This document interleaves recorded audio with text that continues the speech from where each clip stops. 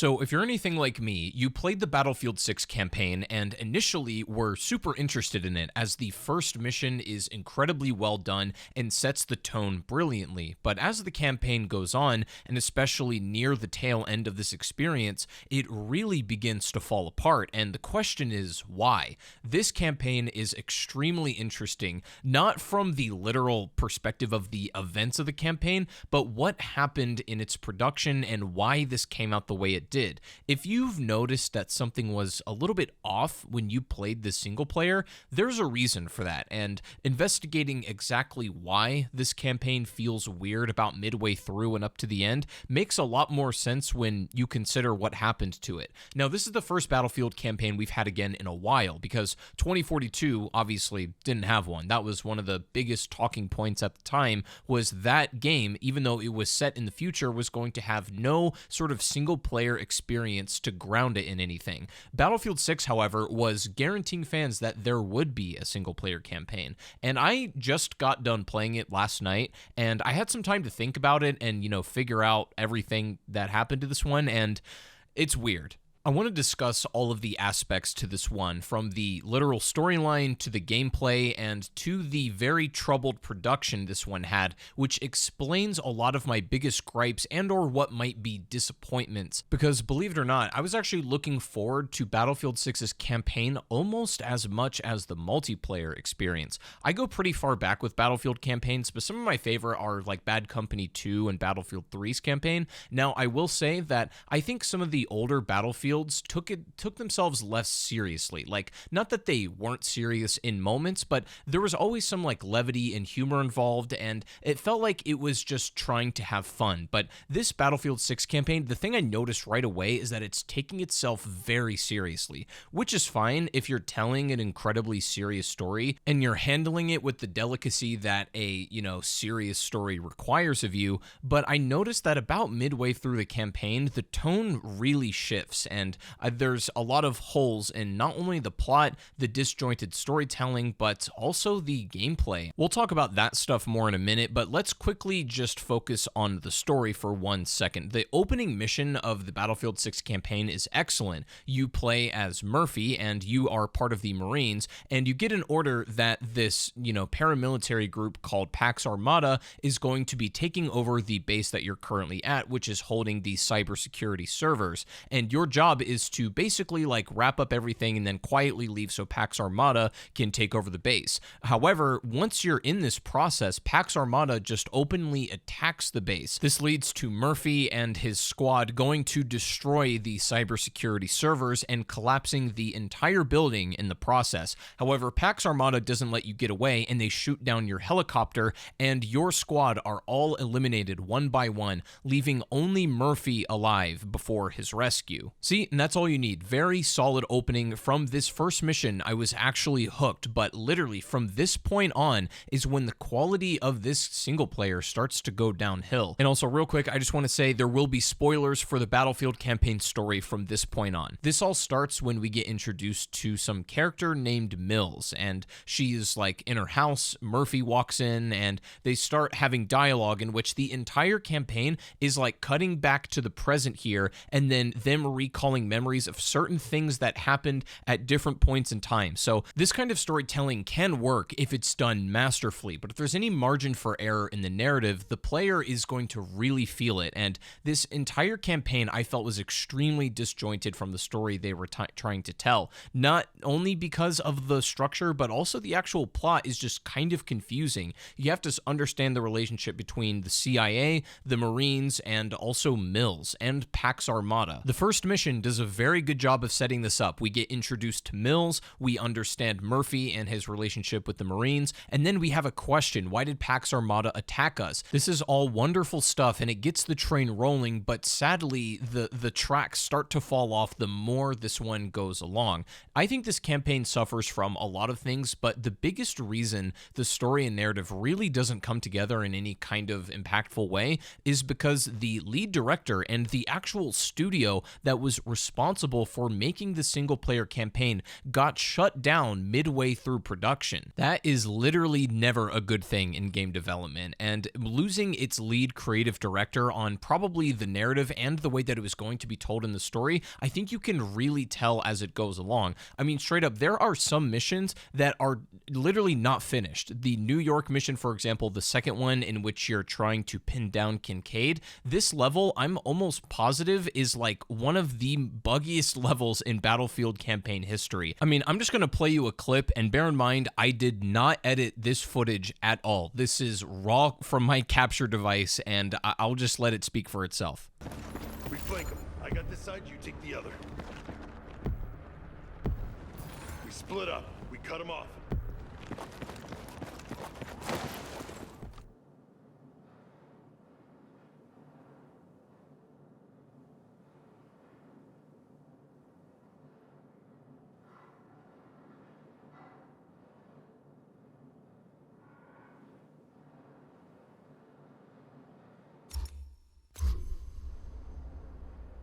I kept reloading this mission to try to get the audio to work properly, but the best I could do was get it to be like very desynced, and that was essentially it. So there would be little moments that would take me out of the game because not only I could tell that the game was a little bit unpolished, but a lot of it just I don't think is done. And there will be these mid-game cutscenes that will happen in certain moments, for example, when like the dam is blowing up or the bridge on New York is blowing up as well. And I'm pretty sure these moments were supposed to be done like in the game engine, but they ended up just being like cutscenes, probably because they had to rush it. And not to sound too nitpicky, but a lot of the game just doesn't work. From the friendly soldier AI being very buggy, a lot of the facial and like routing animations just look very jank and just not polished. And look, I can forgive a lot of a game being unfinished. I understand that no game is going to be entirely perfect, but for me, it was happening so often that it would rip me right out of the immersion that Battlefield campaigns are supposed to have,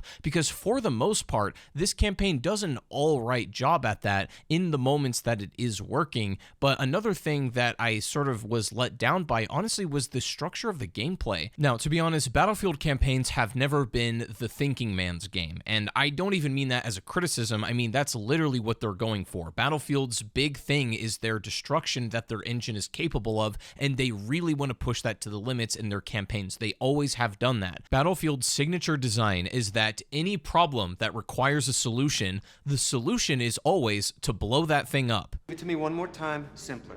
So the first order is only tracking us from one destroyer, the lead one. So we blow that one up. But if we sneak on board the lead destroyer and disable the tracker without them realizing. So we blow that one up. They won't realize it's off for one system cycle. About 6 minutes. So we blow that one up. I like where your head's at, but no, they'd only start tracking us from another destroyer. But if we sneak on board the lead destroyer So we and blow that disable one the up. tracker without them realizing. They won't realize it's off for one system cycle. About 6 minutes. Sneak on board, Just give it to me one more time, simpler. disable the 6 tracker. minutes. So we blow that one up. Our fleet escapes before Just they give realize. it to me one more time. we can- We sneak on board the lead destroyer, the lead one. So we Our blow fleet that one up. escapes Everything in this game blows up. Literally everything. Even things that shouldn't be blowing up right now blow up. And it's kind of funny, but that's not where my problem with the Battlefield 6 campaign lies. It's really with its gameplay and its missed opportunities. Despite everything being, just completely destructible, and Battlefield having so many interesting vehicles and equipment and all of these toys that you can play with in this infinitely destructible sandbox, they actually utilize almost none of them to their fullest potential. I mean, there are a couple levels where you get to drive cars around for a little bit. There's this big open level where, you can get on like four-wheelers and go essentially wherever you want. We'll talk about that in a second too, but you do get some vehicle gameplay, and there's even a dedicated tank mission, which is actually a pretty well-designed level, and I enjoyed that a lot. However, there is a shocking lack of any levels that utilize helicopters or jets for that matter. I mean, these awesome vehicles that, require a little bit of practice to get a handle on, and especially preparing yourself for using them in multiplayer. The single player can be a good way to get a grip on that, but there are no no helicopter or jet missions in this campaign at all, even though I feel like there was supposed to be, because from what I understand, there's some speculation that the Battlefield 6 campaign was going to be 4-player co-op. I don't know at what point the call was made to not do 4-player co-op for these, but especially some of the later levels, it feels like they're so open-ended that it could actually be done with multiple players. They feel a little bit too big for single player, and I know that sounds like a strange criticism, but despite how seemingly open a lot of these missions are, they're not quite as off the rails as they'd like you to think they are. I mean, if you step even just a foot outside of the bounds that they want you playing in, you'll immediately get an out-of-bounds countdown that will just kill you if you stay out there. So if you want to stand close to this guy, or if you dare to go a foot outside of the boundaries here in this very open level, then it's stuff like this that sort of, again, took me out of the immersion, because they go so far to make these vast, open, beautiful spaces.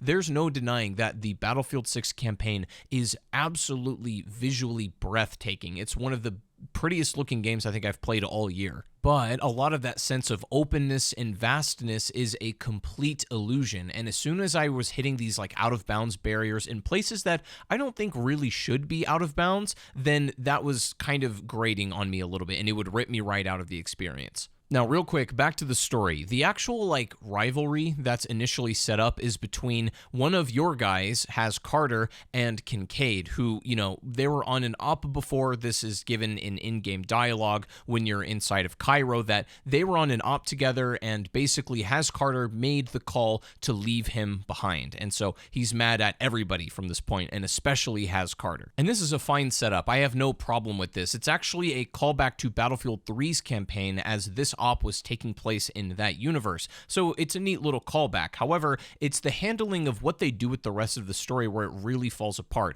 But what's even crazier is that the plot of the Battlefield 6 campaign is literally the exact same plot as the Black Ops 6 campaign. We have our small cast running ops and finding out about a certain paramilitary group with unknown motivations and leaders. With help from the CIA, we try to investigate them, only to find out later that the CIA was a part of handling this. There are 2 CIA ladies that basically created these paramilitary groups and or put other people in power, essentially to manufacture a power void and then take over in that wake. The thing, and I called this for Mission 1 when I was playing Battlefield 6, as soon as I saw Mills, I'm like, she's a CIA lady and she's going to be behind this. And I literally knew it because it was the same story I played in Black Ops 6. It's like, who are writing these stories? Did Grok write this? And the comparisons to COD don't stop there, because Battlefield did the thing that Call of Duty does, which drives me crazy, which is they cannot actually wrap up the story in any kind of satisfying way, even though they attempted to do that here,